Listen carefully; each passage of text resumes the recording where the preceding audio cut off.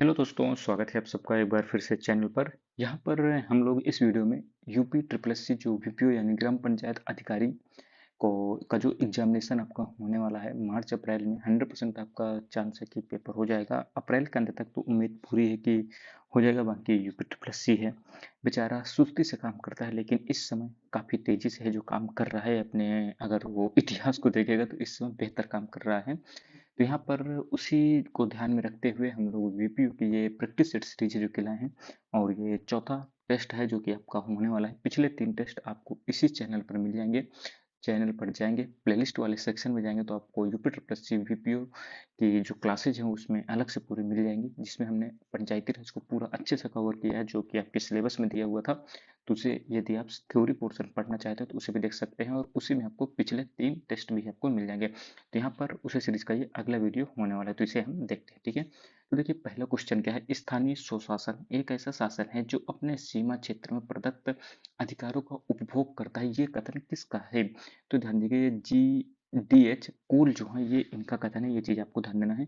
देखिए प्रीवियस जो 3 जितनी वीडियो मैंने कराई हैं, क्वेश्चन जो पहला क्वेश्चन आपका इन्हीं से रिलेटेड है, यानी जो अनुभवी लोग हैं, जो वैज्ञानिक वगैरह थे, तो उनके कथन आपको दिए हैं। तो इनको कथन को आप एक कॉपी में नोट कर सकते हैं, इन्हें आप याद कर लीजिए, क्योंकि हो सकता है आपको एग्जाम में पंचायती राज से संबंधित एक कथन है जो कि दे दे और पूछ ले ये कथन किसका है, किस इतिहासकार का है। तो ये चीज आपको ध्यान देना है। तो यहाँ पर आपका ऑप्शन नंबर ए सही हो जाएगा। अगला क्वेश्चन क्या है। भारतीय संविधान का जो 73वां संविधान संशोधन है, इसके संदर्भ में बताना है कौन सा कथन है जो कि सही है। तो देखिए ये पंचायतों को स्वशासन की संस्था स्वीकार किया गया, बिल्कुल सही बात है। इसने शहरी स्थानीय सरकार को स्वशासन की संस्था जो कि माना, तो देखिए ये आपको गलत है, क्योंकि ये 74वें संविधान संशोधन में बात कही गई है नगर पंचायत को लेकर। तो ऑप्शन नंबर सी यहाँ पर सही हो जाएगा। ठीक, अगला क्वेश्चन है। उत्तर विश्व में पंचायती राज संस्थाओं में महिलाओं के लिए आरक्षित स्थानों की संख्या कितनी है? तो देखिए ये कितनी है, तो ध्यान दीजिएगा, तीसरे का आपका डी हो जाएगा। 1/3 है, या इसे 33% भी कह सकते हैं। ठीक है, अगला है पंचायतों के राजस्व के निम्न स्रोतों पर ध्यान देना है आपको। तो पंचायत के यदि हम स्रोतों की बात करें राजस्व के, वित्त आयोग द्वारा जो स्थानीय निकाय अनुदान, ये और इसके बाद क्या है, केंद्रीय सहकारी बैंकों से अनुदान, केंद्र प्रायोजित योजनाओं हेतु तो आवंटन, ये भी सही है। राज्य संचित निधि से सहायता अनुदान जो है, इसे हम देखिए 1 और 3 तो आपका 100% है, ये गलत हो जाएगा, ये गलत, ये गलत। तो चौथे का देखिए आपका ऑप्शन नंबर जो है, यानी 1 2 3 4 होगा। पांचवा आपका नबार्ड नहीं होगा, क्योंकि नबार्ड जो होता है वो एग्रीकल्चर में है, जो कि आपका सहायता करता है। ठीक है, ये चीज आपको ध्यान देना है। और इसकी स्थापना कब होती है? 1982 में होती है नाबार्ड की, ये चीज भी आपको ध्यान देना है। उत्तर प्रदेश पंचायती राज अधिनियम 1947, इसमें किस धारा में है जो कि भूमि प्रबंधक समिति की परिभाषा है जो कि बताता है ये। तो पांचवें का देखिए सही आंसर क्या हो जाएगा, धारा 2 का भा, ये चीज आपको ध्यान देना है। ये जो है भूमि प्रबंधक समिति को है जो कि परिभाषित करता है। अगला क्वेश्चन है, निम्नलिखित में से कौन सा सुमेलित नहीं है? तो देखिए बलवंत राय मेहता त्रिस्तरीय, सही बात है। अशोक मेहता द्विस्तरीय, ये भी सही है। पी के थुंगन जो है राज्य सूची में पंचायती राज। एम एल सिंघवी जो है ये संवैधानिक दर्जा देने की बात करते हैं। तो बताइए इसमें कौन सा होगा? तो ये आपका सी नंबर यहाँ पर सही हो जाएगा, क्योंकि ये जो है पी के थुंगन समिति की बात करें तो ये पंचायती राज व्यवस्था को राज्य सूची में नहीं बल्कि केंद्र सूची में क्या कहते हैं, केंद्र सूची में स्थापित करना चाहते थे कि ये केंद्र सूची में होना चाहिए। ठीक है, सिफारिश इन्होंने की थी। और एल एम सिंह भी संवैधानिक दर्जे की बात करता है, ये चीज आपको ध्यान देना है। अगला क्वेश्चन है, भारत में राष्ट्रीय पंचायती राज दिवस कब मनाया जाता है? तो ये 24 अप्रैल है, ध्यान दीजिएगा। वैदिक काल में ग्राम का प्रशासनिक अधिकारी कौन होता था? तो काफी सिंपल है, ये 8 का जो सही आंसर हो जाएगा ग्रामणी हो जाएगा। ठीक है, ये जो है ऋग्वैदिक काल में है। उस समय राजनीतिक व्यवस्था में जो है प्रत्येक ग्राम का एक अधिकारी होता था, जिसे हम क्या कहते थे, ग्रामणी कहते थे। ये चीज आपको ध्यान देना है। ये ग्राम का एकमात्र प्रशासनिक अधिकारी होता था, और इसका कार्य जो होता था वो सैन्य और प्रशासन दोनों से रिलेटेड होता था, दोनों काम ये देखता था। निम्नलिखित में से किसे लोकतंत्र की प्रथम पाठशाला है जो कि कहते हैं? तो देखिए प्रथम पाठशाला काफी सिंपल है, 9 का बी हो जाएगा, स्थानीय स्वशासन को। किस वर्ष गांवों को आत्मनिर्भर एवं संपन्न बनाने के उद्देश्य से ग्राम पंचायत क्षेत्रों में कृषि उत्पादन और कल्याण उप समितियों का गठन जो है ग्राम स्तर पर किया गया? तो ये आपका 10वें का 1960 और 61 सही आंसर हो जाएगा, ऑप्शन नंबर बी। सच्ची लोकशाही केंद्र में बैठे 20 आदमी नहीं चला सकते, वह तो जमीनी स्तर पर गांव के लोगों द्वारा चलाई जानी चाहिए। उपयुक्त कथन जो है ये किसने कहा है? तो 11वें के देखिए सही आंसर क्या हो जाएगा, जवाहरलाल नेहरू जी हैं जो कि ये कथन होगा, ये चीज आपको ध्यान देना है। ठीक है, यहाँ पर दोस्तों यही मैं भी सोच रहा था, यहाँ पर ध्यान दीजिए, इसका जो सही आंसर आपका होगा ना, ये जवाहरलाल नेहरू नहीं होगा, बल्कि आपका वो महात्मा गांधी जी होगा, क्योंकि महात्मा गांधी ही थे जो कि स्वराज के सबसे बड़े पक्ष थे, और ये ग्राम को ही राजनीति की इकाई मानते थे। वो ये क्या कहते हैं, केंद्रीकृत जो है शासन नहीं चाहते थे, बल्कि ये अकेंद्रीय कर दिया, यानी जिसमें केंद्र का निर्धारण ना हो, बल्कि ये बिना केंद्र के हो, यानी केंद्र में जो सत्ता आप देखते हैं सेंट्रल गवर्नमेंट के खिलाफ, तो इनका मानना था कि जो शक्ति होनी चाहिए देश की, वो गांवों में बसनी चाहिए। अगला क्वेश्चन है क्वेश्चन नंबर 12, लोकतांत्रिक राजनीति व्यवस्था में शासन को आम जनता के दरवाजे तक लाने का कार्य किसके द्वारा है जो कि किया गया? तो 12वें का देखिए सही आंसर क्या हो जाएगा, ऑप्शन नंबर ए, पंचायती राज व्यवस्था के द्वारा, क्योंकि इसमें छोटे से छोटा लोग भी, गांव का आदमी भी डायरेक्ट सिस्टम से जुड़ पाता था। ग्राम सभा की बैठक में कितने सदस्यों की गणापूर्ति है जो कि आवश्यक है? तो 13वें का देखिए सही आंसर क्या हो जाएगा, 1/5 सदस्य। ठीक है, मान लीजिए 50 सदस्य इसमें, तो 50/5 करेंगे तो आपके जो है 10 सदस्य मिनिमम से मिनिमम होने चाहिए। ठीक है, अगला क्वेश्चन क्या है, उत्तर प्रदेश ग्राम पंचायत समिति का गठन किस नियमावली के अनुरूप है जो कि हुआ? तो 14 का आपका सही आंसर हो जाएगा ऑप्शन नंबर सी, 2002। ये चीज आपको ध्यान देना है, ये 13 सितंबर 2002 को ग्राम पंचायत समिति संबंधी नियमावली है जो कि जारी की गई थी। अब बात की बात करें, इससे संबंधित जो नोटिस यानी अधिसूचना थी वो 1999 में ही जारी की जा चुकी थी। अगला क्वेश्चन है, पंचायती चुनाव के लिए मतदान स्थल का निर्धारण जो है कौन करता है? तो ध्यान दीजिए, ये निर्वाचन अधिकारी है जो कि निर्धारण करता है। निर्वाचन अधिकारी को हम आरओ या रिटर्निंग अफसर भी है जो कि कहते हैं, ये चीज भी आपको ध्यान देना है। और ये जो है जिला मजिस्ट्रेट से अनुमति लेकर ही है जो कि ये करता है काम, ये चीज भी आपको ध्यान देना है। राज्य निर्वाचन आयोग को किसके द्वारा कर्मचारी उपलब्ध कराए जाते हैं? तो राज्य निर्वाचन आयोग को कर्मचारी कौन उपलब्ध कराता है? तो यह राज्यपाल है जो कि कराते हैं। पंचायतों में अनुसूचित जाति व जनजाति की स्त्रियों के लिए 1/3 आरक्षण का प्रावधान किस अनुच्छेद में है जो कि दिया गया है? किस अनुच्छेद के तहत शक्ति प्राप्त है? तो 17 का देखिए ऑप्शन नंबर सी हो जाएगा, अनुच्छेद 243 का घ 2। ये चीज आपको ध्यान देना है। मध्यवर्ती स्तर या जिला स्तर पर किसी पंचायत के अध्यक्ष का निर्वाचन किसके द्वारा है जो कि किया जाता है? तो मध्यवर्ती या जिला स्तर पर किसी अध्यक्ष का निर्वाचन किसके द्वारा किया जाएगा? तो देखिए यहाँ पर 18वें का जो आपका सही आंसर हो जाएगा वो क्या हो जाएगा, ऑप्शन नंबर सी हो जाएगा, निर्वाचित सदस्यों द्वारा अपने में से ही उसे चुना जाता है। ये चीज आपको ध्यान देना है। अगला क्वेश्चन है, 20 लाख से कम जनसंख्या वाले राज्यों को छोड़कर सभी राज्य एवं केंद्र शासित प्रदेशों में मध्यवर्ती स्तर का पंचायत का गठन वर्णित है। तो ये किसमें वर्णित है? तो देखिए 19 का आपका सही आंसर क्या हो जाएगा, ऑप्शन नंबर ए, ये जो है केवल आदेशात्मक उपबंध में गठन का वर्णन किया जाता है। 20 लाख से कम जनसंख्या वाले राज्यों को छोड़कर सभी राज्य एवं केंद्र शासित प्रदेशों में मध्यवर्ती स्तर का पंचायत का गठन जो है केवल आदेशात्मक उपबंध से किया जा सकता है, यानी सरकार को कोई बिल पेश करने की जरूरत नहीं है विधानसभा में, डायरेक्ट वो एक एग्जीक्यूटिव ऑर्डर निकालकर इसे निकाल सकते हैं अगर वहाँ 20 लाख से कम जनसंख्या। ये चीज आपको ध्यान देना है। कुटीर ज्योति कार्यक्रम का उद्देश्य क्या है? तो कुटीर ज्योति कार्यक्रम जो है ये 20वें का आपका सही आंसर हो जाएगा, ऑप्शन नंबर ए, बिजली कनेक्शन। ठीक है, अब इसकी जो बात करें, कुटीर ज्योति कार्यक्रम स्टार्ट कब होता है? तो 1988-89 में है जो कि स्टार्ट होता है। ठीक है, ग्राम पंचायतों की विकास योजना का उद्देश्य है, तो ग्राम पंचायतों की विकास योजना का उद्देश्य क्या है? तो देखिए 21 का यहाँ पर डी हो जाएगा, ग्राम पंचायतों को सामाजिक, आर्थिक और वैयक्तिक विकास की ओर ले जाना इसका उद्देश्य है। अगला क्वेश्चन है, 14वें वित्त आयोग के अनुसार प्रदर्शन अनुदान जो है आपका परफॉर्मेंस ग्रांट जो होता है कितना निर्धारित किया गया था? तो 14वें वित्त आयोग के अनुसार जो है 22वें का सही आंसर क्या होगा, ऑप्शन नंबर डी, 10%। ठीक है, ये चीजें ध्यान दीजिएगा। किस वित्त आयोग से ग्रामीण स्थानीय निकायों को अधिक हस्तांतरण के लिए आयोग की सिफारिशें हैं जो कि शुरू की गई थी? 23वें का जो आपका सही आंसर हो जाएगा, ऑप्शन नंबर ए, 10वां। ठीक है, 10वां वित्त आयोग जो था उसी के माध्यम से क्या कहते हैं, ग्रामीण स्थानीय निकायों को जो अधिकार हस्तांतरण के लिए आयोग की सिफारिशें शुरू कर दी गई थी। अगला है 15वां वित्त आयोग के अध्यक्ष कौन है? काफी सिंपल है, एन के सिंह है। और 16वें वित्त आयोग के कौन है? तो अरविंद पनगड़ी है। ये चीज भी आपको ध्यान देना है। अगला क्वेश्चन है, संवैधानिक आवश्यकताओं को पूर्ण करने के लिए राज्यों ने संविधान के 73 और 74वें संविधान संशोधन के किस अनुच्छेद के तहत राज्य वित्त आयोग का गठन के लिए कानून पारित किए थे? तो देखिए ये कौन सा है, तो आर्टिकल 243 आई तो यहाँ पर पक्का होगा। तो देखिए ये खत्म। अब देखिए ए और बी में आपको बताना है कौन होगा। तो 25वें में देखिए यहाँ का क्या क्या हो जाएगा सही आंसर आपका, ऑप्शन नंबर ए हो जाएगा, 243 आई और 243 वाई। ये चीज आपको ध्यान देना है। राज्य वित्त आयोग की स्थापना कब होती है? तो 26 का सही आंसर क्या हो जाएगा? Option number D 1993। ये चीज आपको ध्यान देना है, ठीक है। राज्य पंचायती राज अधिनियम जो है इसने अधिकांश कराधान के अधिकार किसको है जो कि दे रखे हैं? तो 27 का देखिए सही आंसर क्या हो जाएगा? ऑप्शन नंबर बी, ये ग्राम पंचायत को है जो अधिकतम अधिकार दिए गए हैं। ये चीज आपको ध्यान देना है, ठीक है। जैसे बात करें माध्यमिक जो आपका क्षेत्र पंचायत होता है और जिला पंचायत, इनको देख कर व्यवस्था में कर तथा गैर कर दोनों जो है काफी छोटा हिस्सा जो कि रखा गया है। जबकि द्वितीय क्षेत्रों में जैसे कि फेरी सर्विसेज, बाजार, जल संरक्षण सेवाओं, वाहन का पंजीकरण और स्टैम्प ड्यूटी पर अधिकार तथा अन्य सब चीजें हैं जो कि ये सम्मिलित है, ठीक है।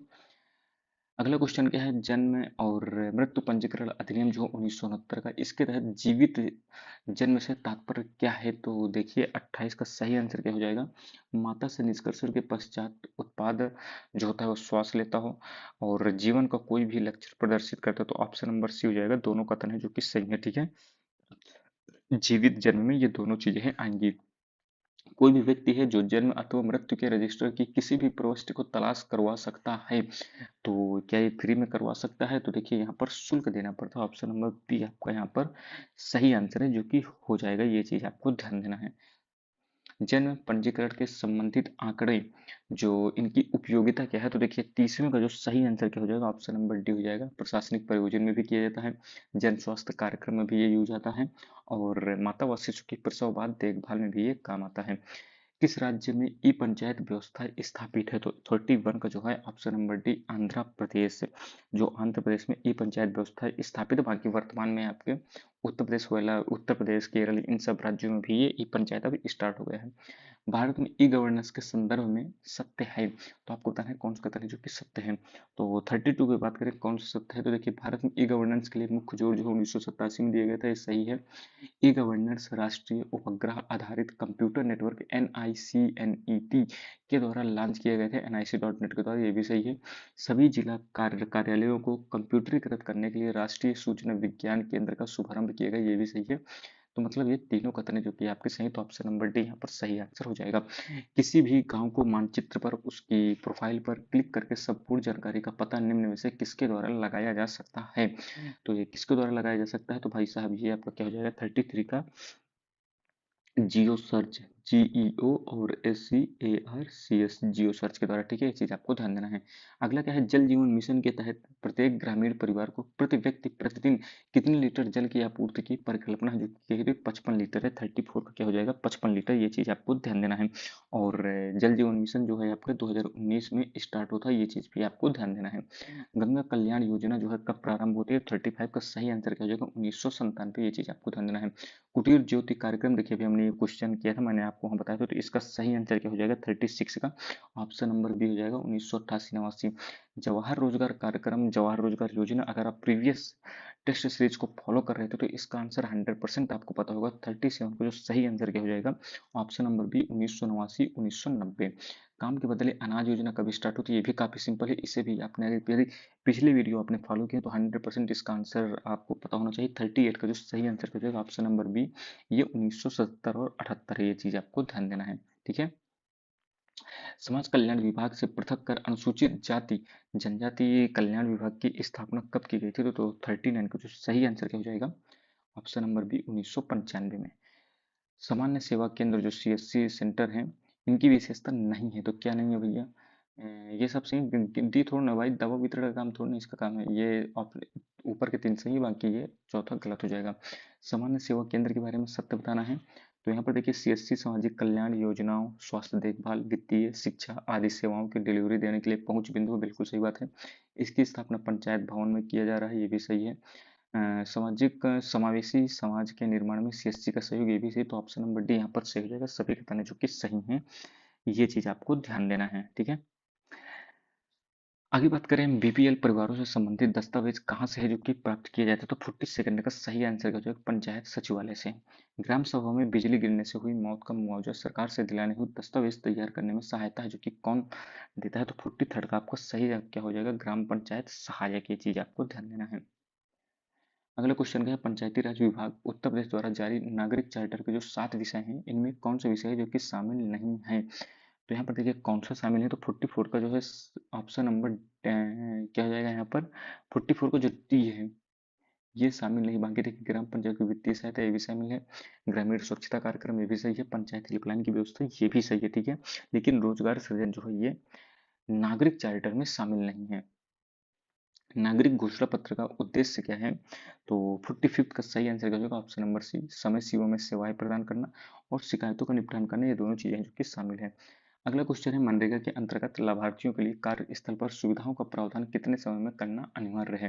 तो मनरेगा के अंतर्गत लाभार्थियों के लिए जो प्रावधान है कितने समय में करना अनिवार्य है? तो 46 का सही आंसर क्या हो जाएगा? 3 दिन में। ये चीज आपको ध्यान देना है। अगला है, ग्राम पंचायत नागरिक चार्टर में कौन सी जानकारी है जो कि शामिल नहीं होती है?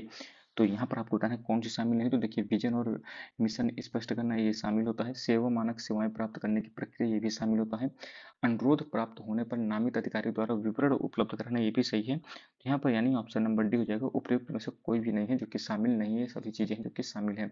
48 नंबर क्वेश्चन है, प्रधानमंत्री ग्राम सड़क योजना किस मंत्रालय द्वारा शुरू की गई थी? देखिए 48 का जो सही आंसर हो जाएगा ये जो है ग्रामीण विकास मंत्रालय द्वारा है जो कि शुरू की गई थी। ये चीज आपको ध्यान देना है। इसकी शुरुआत कब होती है? तो सन 2000 में अटल बिहारी वाजपेयी जी की सरकार के द्वारा। स्वर्ण जयंती ग्राम स्वरोजगार योजना किस वर्ष है जो कि आपकी आती है? तो 49 का जो सही आंसर क्या हो जाएगा? 1999 2000 में। ये चीज आपको ध्यान देना है, इंपॉर्टेंट योजना है। स्वच्छ भारत मिशन का जो चरण 2 है ये कब स्टार्ट होता है? तो 50 का जो सही आंसर क्या है? ऑप्शन नंबर बी, फरवरी 2020 में। अब पहला चरण आपका 2 अक्टूबर 2014 में। पंचायती राज संस्थाओं में सुशासन को मजबूत करने के उद्देश्य से जो ई ग्राम स्वराज योजना है ये कब शुरू की गई थी? तो 51 को जो सही आंसर क्या हो जाएगा? ऑप्शन नंबर ए, 24 अप्रैल 2020।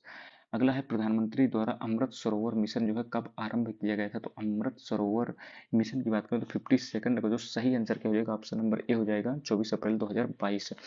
ग्राम्य विकास के निम्न में से प्रमुख कारक कौन से हैं? तो 53 देखिए कौन से कार्य हैं जो कि ग्राम विकास के हैं? तो प्राकृतिक भौतिक और मानवीय संसाधनों का उपभोग करना, क्या है, उपयोग करना। तो 53 का देखिए ये आपका सही है। सुरक्षा संवर्धन ये भी है, पर्यावरण संरक्षण ये भी आएगा, आय सृजन के अवसर ये भी आएगा। तो यानी उपयुक्त सभी हैं जो कि ग्राम विकास के कार्य के अंतर्गत आते हैं। 2 अक्टूबर 1993 को निम्न में से किस योजना को प्रारंभ किया गया था? तो 1993 को बताना है आपको कौन सी योजना शुरू हुई थी। 54 का जो सही आंसर क्या हो जाएगा आपका? ऑप्शन नंबर बी, सुनिश्चित रोजगार योजना। ये चीज आपको ध्यान देना, ठीक है। स्वर्ण जयंती में आपको बताया 1999 2000 के आसपास आपकी शुरू हुई थी, ठीक है। राजीव गांधी ग्रामीण विद्युतीकरण योजना आपकी कब आती है? तो 55 का सही आंसर जो क्या हो जाएगा? 2005 है जो कि इसका सही आंसर हो जाएगा, ठीक है। इसमें केंद्र सरकार 90% क्या कहते हैं बजट एलोकेट करती है और राज्य जो ग्रामीण विद्युतीकरण निगम होता है वो 10% वो देता है। ये चीज आपको ध्यान देना है। राष्ट्रीय ग्राम स्वराज अभियान के संशोधित रूप को किस अवधि के लिए मंजूरी प्रदान की गई थी? तो 56 का सही आंसर क्या हो जाएगा? ऑप्शन नंबर ए, 1 अप्रैल 2022 से 31 मार्च 2026 तक, ठीक। गांवों के क्या कहते हैं आर्थिक विकास के अंतर्गत कौन से कार्यकलाप हैं जो कि शुरू किए जा सकते हैं? तो देखिए 57 का इको टूरिज्म सहित ग्राम पर्यटन सही है। स्वरोजगार और नियोजन के लिए पात्र युवाओं को कौशल विकास ये भी सही। तो ऑप्शन नंबर सी यहाँ पर सही हो जाएगा, दोनों ही सही है। अगला है, किस समिति की सिफारिशों पर पंचायतों के लिए ग्राम सेवक या सचिव की नियुक्ति किए जाने का प्रावधान है? तो किस समिति ने भैया ये कहा था कि पंचायत सहायक या ग्राम सेवक की क्या कहते हैं नियुक्ति की जानी चाहिए? तो देखिए 58 का जो सही आंसर क्या हो जाएगा? गिरधारी लाल व्यास समिति। ये चीज आपको ध्यान देना है। और ये गिरधारी लाल व्यास समिति आती कभी? तो 1973 में।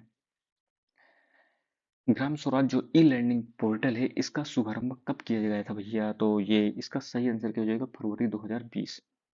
ग्राम पंचायतों में सुशासन यानी गुड गवर्नेंस के स्तर को बढ़ाने के लिए कितने टी सिद्धांतों को लागू किया जा रहा है? तो 60 का सही आंसर है 5T। ये चीज आपको ध्यान देना है। 5T में क्या क्या आता है? एक तो टीम वर्क आता है, टेक्नोलॉजी आता है, टाइम लिमिट आता है, ट्रांसपेरेंसी आता है और ट्रांसफॉर्मेशन आता है, ठीक है। 5 चीजें, ये चीज आपको ध्यान देना है। 61 नंबर क्वेश्चन क्या है भैया? भारत के महारजिस्ट्रार जो है इनकी नियुक्ति कौन करेगा? तो भैया नॉर्मल सी बात है, कौन करेगा? केंद्र सरकार है जो कि करेगी, क्योंकि भारत के महारजिस्ट्रार की बात हो रही है, ठीक है। 61 की बात करें तो इसके बाद देखिए 62 क्वेश्चन क्या है? किसी व्यक्ति द्वारा जन्म और मृत्यु की सूचना निर्धारित अवधि के बाद देता है तो उसका पंजीकरण किस धारा के अधीन है जो कि किया जाता है? तो 62 की बात करें तो ऑप्शन नंबर क्या हो जाएगा? सी, धारा 13। जन्म और मृत्यु के पंजीकरण का कार्य किसके द्वारा किया जाता है? काफी सिंपल है ये।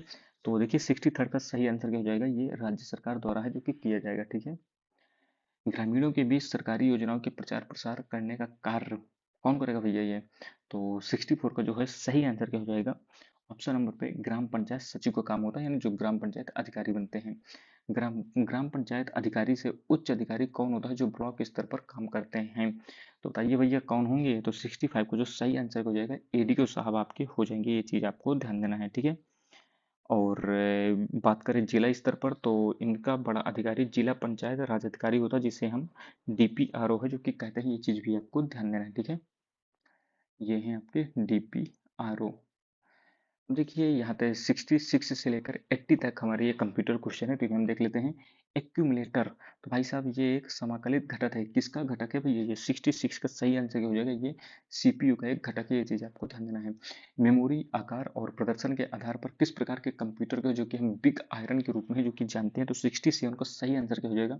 मेन फ्रेम कंप्यूटर को जो कि हम कहते हैं, ठीक है। मेन फ्रेम कंप्यूटर जो होते हैं जनगणना, उद्योग और उपभोक्ता आंकड़े जो है, एंटरप्राइज संसाधन योजना और लेन देन प्रोसेस जैसे थोक डेटा प्रोसेसिंग का कार्य जो कि ये करता है मेन फ्रेम कंप्यूटर, ये चीज आपको ध्यान देना है, इसीलिए इसे हम बिग आयरन भी कहते हैं।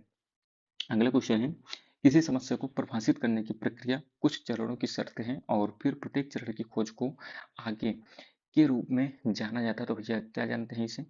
तो 68 का क्या कहते हैं यहाँ पर, क्या हो जाएगा? स्टेप वाइज रिफाइनमेंट है जो कि हम कहेंगे, हाँ ठीक है, क्योंकि स्टेप बाय स्टेप यहाँ पर पढ़ते हैं।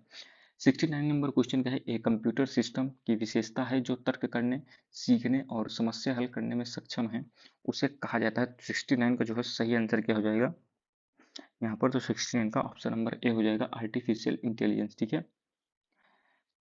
अब यहाँ पर अगला क्वेश्चन है, निम्नलिखित में से कौन इंगित करेगा कि मदरबोर्ड की बैटरी विफल हो गई? बताइए भैया कौन करेगा? तो 70 का जो सही आंसर क्या हो जाएगा? हार्डवेयर सेटिंग वर्तमान दिनांक समय सहित डिफॉल्ट मानों पर वापस लौटे, तो ये जो है इंगित करेगा कि मदरबोर्ड की बैटरी है जो कि विफल हो गई है, ठीक है।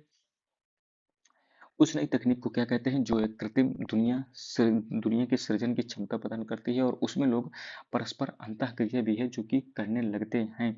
तो 71 का सही आंसर हो जाएगा आभासी वास्तविकता, ठीक है, ये चीज आपको ध्यान देना है। इसके बाद अगला क्वेश्चन क्या है? वायरस, तो भैया वायरस का फुल फॉर्म क्या है? तो देखिए इंटरचेंज हो जाएगा। यहाँ पर देखिए whittle information resource under seize, तो 72 का यही इसका सही आंसर हो जाएगा। वायरस का full form whittle information resource under seize.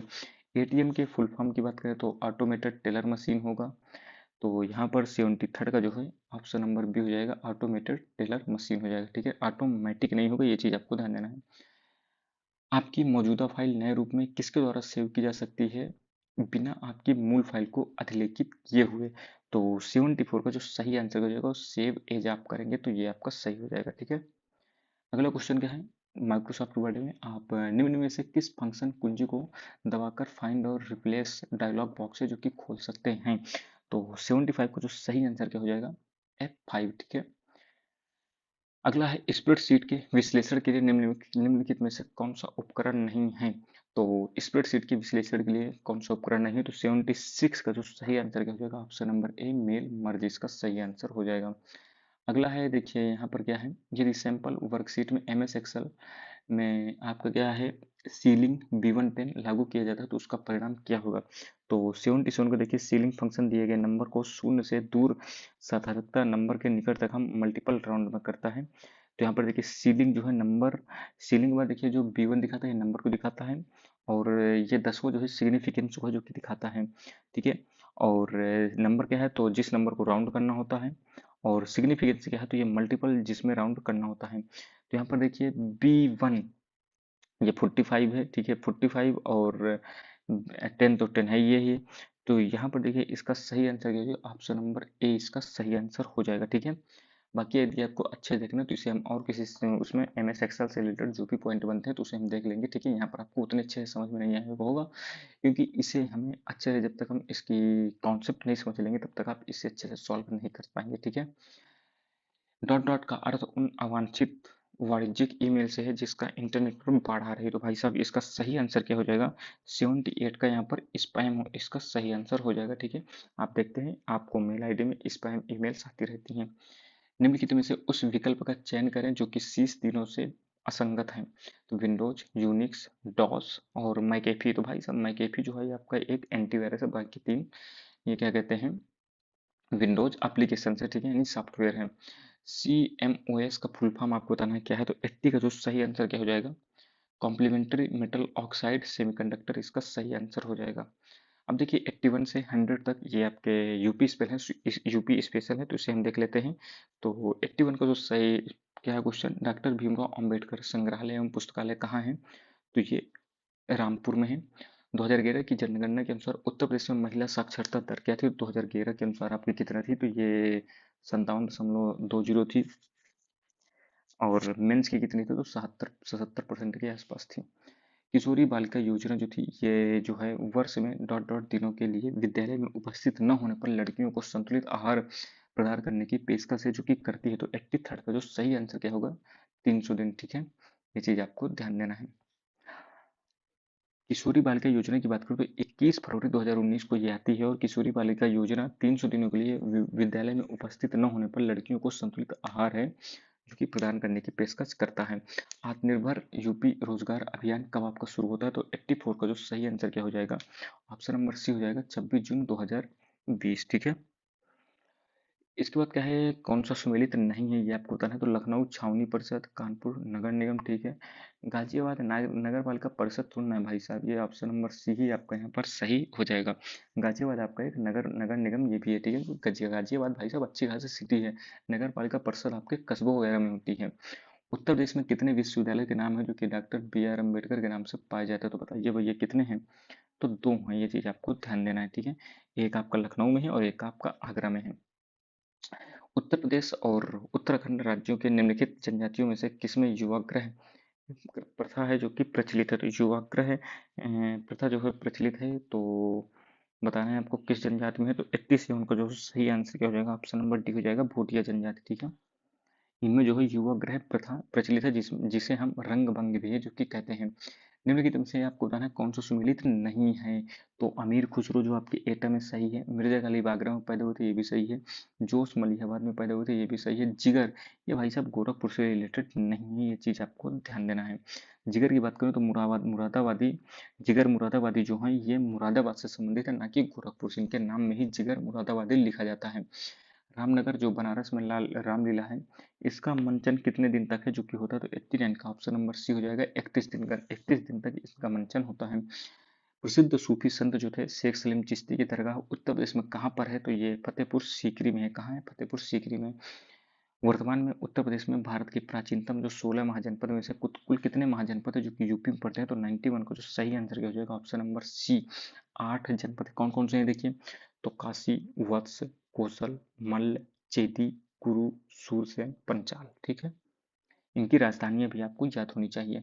Yamuna express way बताइए किसे जोड़ने का काम करता है, तो Yamuna express way greater Noida को आगरा से जोड़ने का काम करता है, ठीक है। उत्तर प्रदेश में पाए जाने वाले प्रमुख खनिज आपको बताइए कौन से हैं, तो कौन से हैं भैया, तो 93 का जो सही आंसर क्या हो जाएगा, ऑप्शन नंबर बी हो जाएगा, लाइम स्टोन और डोलोमाइट, ये चीज ध्यान दीजिएगा। और भी पाए जाते हैं जैसे बॉक्साइट भी थोड़ा बहुत पाया जाता है, डायस्पोर भी पाया जाता है, जिप्सम, चूना पत्थर, ये सब चीजें हैं जो कि पाई जाती हैं। अगला का है स्थान और उद्योग, इन्हें मिलाना है आपको।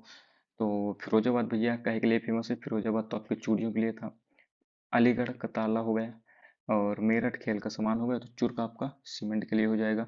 तो 94 का क्या हो जाएगा, ऑप्शन नंबर सी, ठीक है। उत्तर प्रदेश में कृत्रिम रबड़ का कारखाना भैया कहाँ है, तो कृत्रिम रबड़ का जो कारखाना है 95 का जो सही आंसर हो जाएगा बरेली में है कृत्रिम रबड़ का कारखाना। निम्नलिखित में बताना है कौन सा सुमेलित नहीं है, तो बनारस है यानी वाराणसी, संस्कृति और धर्म ठीक है, लखनऊ प्रदेश की राजधानी ठीक है, झांसी औद्योगिक भाई साहब झांसी औद्योगिक केंद्र तो नहीं, ये एक ऐतिहासिक सिटी है जिसमें रानी लक्ष्मीबाई जी का शासनकाल है, बाकी इंडस्ट्रियल एरिया उतना नहीं है। उत्तर प्रदेश में पर्यटन विकास निगम की स्थापना कब होती है, तो देखिए 97 का जो सही आंसर हो जाएगा 1972, इसी समय पर्यटन विकास निगम की स्थापना होती है, ठीक है। और 1974 में उत्तर प्रदेश राज्य पर्यटन विकास निगम की है जो कि स्थापना होती है, ये चीज भी आपको ध्यान देना है, विकास निगम की स्थापना 1974 में।